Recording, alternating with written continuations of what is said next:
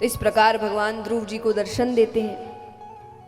अब इसी वंश में राजा अंग हुए, राजा बैन हुए। राजा बैन बड़े ही पाखंडी राजा हुए। उन्होंने अपने राज्य में से जितने भी मंदिर थे उन मंदिरों में से भगवान की मूर्तियां हटवा कर अपनी मूर्ति लगवाई थी। और वो इसका तर्क भी देते, वो कहते कि शास्त्रों में लिखा गया है कि एक राजा के अंदर 6 देवता निवास करते हैं, इस हिसाब से मैं ही भगवान हूं, मुझे पूजो। प्रजा परेशान हो गई तो ऋषिगणों के पास जाती है। अब ऋषिगण समझाने तो आते हैं पर वो जब नहीं मानते, उनका निरादर करने लगते हैं, तब क्रोध में आकर वो श्राप से उन्हें भस्म कर देते हैं। अब राज सिंहासन खाली हो गया, किसको बैठाएं? तो ऋषिगणों ने कहा अगर कोई और योग्य नहीं है तो भगवान को ही बुला लेते हैं। तो ऋषिगणों की प्रार्थना पर भगवान वहां पर राजा पृथु के रूप में आते हैं। ये भगवान का एक अवतार हुआ, कल हमने सुना था। तो भगवान राजा पृथु के रूप में आते हैं। उन्होंने बहुत समय तक राज किया। इसी वंश में भरत नामक राजा हुए। उन्होंने अपने बहुत अच्छे से राज किया। फिर बच्चों को राज्य देकर वो वन की ओर चले गए। जैसा मैंने कहा कि पहले गृहस्थ भी जीवन भर नहीं रहते थे, बच्चे जब समझदार हो जाते थे तो वैराग्य ले लेते थे। भरत जी वन की ओर चले गए। अब एक बार वे नदी में स्नान कर रहे हैं। स्नान करे तो एक किनारे पर एक मृगों का समूह है। मृग यानी हिरण।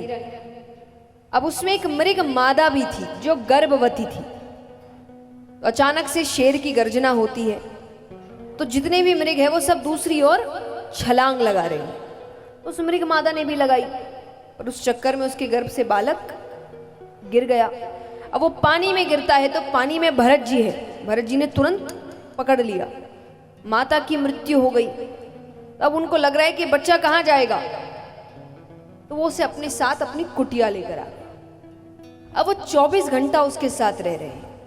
सोए तो मृग बालक के साथ, उठे तो मृग बालक के साथ, पूजा करे तो मृग बालक के साथ, भोजन करे तो मृग बालक के साथ। अब कोई 24 घंटे किसी के साथ रहेगा तो मोह तो पड़ ही जाता है, आदत लग जाती है सामने वाले की, और आदत जल्दी से छूटती नहीं। उनको आदत लग गई उसकी, उनको हर वक्त वो अपने पास चाहिए। अब एक बार वो कुटिया के बाहर खेल रहा था। यहाँ भरत जी पूजा की तैयारी कर रहे हैं। उनको लग रहा है कि पूजा के बाद उसे अंदर ले आऊंगा। बाहर मृगों का समूह आया। अपने जैसों को देखकर वो उनके साथ, उसका मोह नहीं पड़ा, वो चला गया। अब ये यहाँ पूजा की तैयारी करके बाहर आते हैं तो कहीं भी नजर नहीं आ रहा। पागलों की तरह ढूंढ रहे हैं, मेरा मृग बालक कहाँ गया, मेरा मृग बालक कहाँ गया। कहीं नहीं मिलता। समय बीतता है, वर्ष बीतते हैं। अंत समय आया है उनका। अंत समय में भी उनके मुख में केवल एक ही नाम, मेरा मृग बालक कहाँ गया। यहां मृत्यु हो जाती है। दूसरी योनि उनको मृग योनि प्राप्त होती है। उसके बाद फिर मनुष्य योनि प्राप्त होती है एक ब्राह्मण के घर पर। अब ब्राह्मण की 2 स्त्रियां, एक स्त्री से कुछ बालक और एक स्त्री से एक कन्या और एक बालक। वो एक बालक भरत जी थे और संयोग से इस जन्म में भी उनका नाम भरत ही पड़ता है। बहुत सीधे बालक। कुछ समय बाद माता पिता की मृत्यु हो गई। बड़े भाइयों ने सोचा इसको ज्यादा पढ़ाते नहीं हैं, ना आगे जाके दिक्कत करेगा। कैसी दिक्कत?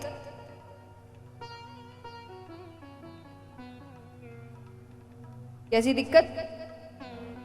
हिस्सा मांगेगा अपना। देखिए, शिक्षा आपको बताती है कि आपके हक क्या है। जब व्यक्ति शिक्षित नहीं होता ना, तो अधिकतर समय उसको पता ही नहीं होता है कि उस पर अन्याय हो रहा है। उसको साधारण लगता है, उसको ये नहीं पता कि अन्याय है, ये गलत है, क्योंकि वो शिक्षित नहीं है। मैं हमेशा कहती हूँ, ये खास करके जिम्मेदारी माँ बाप की है कि आप अपने बच्चों को शिक्षित करिए, पैरों पर खड़ा करिए। लड़का हो या लड़की, लड़कियां खास करके क्योंकि लड़कों को तो पढ़ाते ही ये सोच कर कि भाई हमारी जिम्मेदारी भी यही लेगा, तो पढ़ाया ही जाता है। पर लड़कियों को भी जरूरी है। क्यों? क्योंकि मुझे नहीं लगता यहाँ कोई भी ऐसे माँ बाप है जिनकी शादी नहीं भी हुई, आगे जाके शादी होगी, बच्चे होंगे, उनकी भी हो सकता है बेटी हो। तो आप वो सोच से देखिए कि मुझे नहीं लगता यहाँ कोई भी माँ बाप ऐसे हैं जो ये सोचते हैं कि मेरी बेटी ससुराल में दुख पाए। कोई चाहता है ऐसा? पर आप यही कर रहे हैं। आज कोई भी ससुराल में अन्याय तभी सहेगा जब वो अपने पैरों पर खड़ा नहीं। उसको पता है वो निर्भर है, वहां पिता पर निर्भर, यहां पति पर निर्भर, किसी ना किसी पर निर्भर रहना है। तो उसको लगता है फिर एक जगह रह के दूसरे को खुश रखते हैं ना। इसीलिए शिक्षा कि वो अपने पैरों पर खड़ी हो। मैं हमेशा कहती हूँ, जब कई माँ बाप बच्चों की शादियां कर देते और कहते हमने तो सबकी शादी कर दी, गंगा नहा लिया। शादी करना गंगा नहाना थोड़ी होता है। माँ बाप का फर्ज सिर्फ शादी करना थोड़ी होता है। शादी तो वो खुद ही कर सकते हैं, कर ही रहे हैं, कर ही रहे हैं। तो ये सिर्फ माँ बाप का फर्ज थोड़ी है। माँ बाप का असली फर्ज है कि आप अपने बच्चों को इतना काबिल बनाइए, और काबिल हर रूप से, संस्कारों में काबिल बनाइए, भावनात्मक रूप से काबिल बनाइए, आध्यात्मिक रूप से काबिल बनाइए, शिक्षा में काबिल बनाइए, और धन के रूप में भी काबिल बनाइए कि वो अपने पैरों पर खड़े हो, खुद कमा सके, खुद अपना जीवन चला सके। तो हर रूप से कि आप अपने बच्चों को इतना काबिल बनाइए कि आपके जाने के बाद भी वो अपनी जिंदगी अच्छे से निकाल सके, उनको किसी की जरूरत ना हो। ये माँ बाप का फर्ज है। और जिस दिन आपने ये कर दिया, उस दिन हर माँ बाप ने गंगा नहा ली। तो इसीलिए शिक्षा बहुत जरूरी है। तो यहां पर उनको पढ़ाया नहीं गया, घर के अन्य काम कराने लगे। अब घर वाले कराते सो कराते, बाहर वाले भी कराने लगे। अब बाहर वाले करे, भरत जरा ये काम कर देना, जरा सफाई कर देना, जरा बच्चे को संभाल लेना, जरा ये सामान ला देना, सब कर देते। उनके इस भोलेपन को, उनकी इस सरलता को लोगों ने उनकी मूर्खता समझी। उनका नाम रख दिया जड़ भरत। जड़ माने मूर्ख, तो उनको सब बुलाने लगे जड़ भरत। अब यहां भाइयों ने सोचा कि हम तो काम कराते घर वाले हैं, बाहर वाले तो बिना पैसे दिए काम कराते। पत्नियों ने कहा एक काम करो, गांव के बाहर जो खेत है उसकी रखवाली के लिए भेज दो। अरे वहां ना रहने की जगह है, ना कोई खाने की व्यवस्था है, कौन रोज रोज भोजन पहुंचाएगा? एक दो दिन पहुंचाएंगे, बंद कर देंगे, अपने आप कुछ इंतजाम कर लेगा। ठीक है, उनको बड़े प्रेम से बुलाया गया। भरत, माता पिता तो रहे नहीं, अब घर के अन्य काम, परिवार के सब काम, माता पिता के सारे काम हमें तुम्हें ही देखने हैं। तो गांव के जो कार्य है वो तो हम देख लेते हैं, पर गांव के बाहर जो खेत है उसकी रखवाली कौन करे? तो तुम उसकी रखवाली के लिए जाओ, और हम भोजन पहुंचा दिया करेंगे, और कुछ भी हो जाए तुम वहीं रहना, वापस मत आना। भरत जी ने कहा ठीक है। एक दो दिन तो भोजन आया, फिर बंद हो गया। अब बहुत दिन हो गए, उन्होंने कुछ भी नहीं खाया है, जोर की भूख लगी है। अब उसी खेत के पास एक प्राचीन माता भद्रकाली का मंदिर था। ऐसी अफवाह उड़ रखी थी कि वहां अगर कोई किसी की बलि चढ़ा दे तो माता मुंह मांगा वरदान देती। अफवाह थी, वरना कोई भी भगवान किसी बेगुनाह की बलि लेकर आपकी इच्छाएं पूरी नहीं करेंगे। पर अफवाह थी कि ऐसा हो जाए तो माता, और खास सोचिए अफवाह भी किसके लिए है? मां के लिए। मां ममता का रूप है।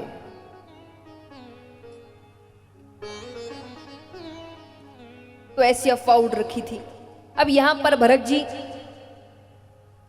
अपने खेत के पास बैठे हैं, वो डकैत पहुंचते हैं। सरदार ने कहा देखो आसपास कोई बैठा होगा, आसपास तो एक ही बैठा है। भरत जी उनको पकड़ कर लाया जाता है। अब पहले उनको अच्छा भोजन दिया जाता है, अच्छे कपड़े दिए जाते हैं, बलि चढ़ाने से पहले आपका बड़ा स्वागत किया जाता है। इसलिए कहा जाता है जब कोई ज्यादा ही मीठा बने ना तो बच के रहना, क्योंकि बहुत ज्यादा मिठास भी अच्छी, कोई बहुत ज्यादा ही मीठा बन रहा है इसका मतलब बलि चढ़ने वाली है, तो बहुत ज्यादा ही मीठे लोगों से भी बच के रहना चाहिए।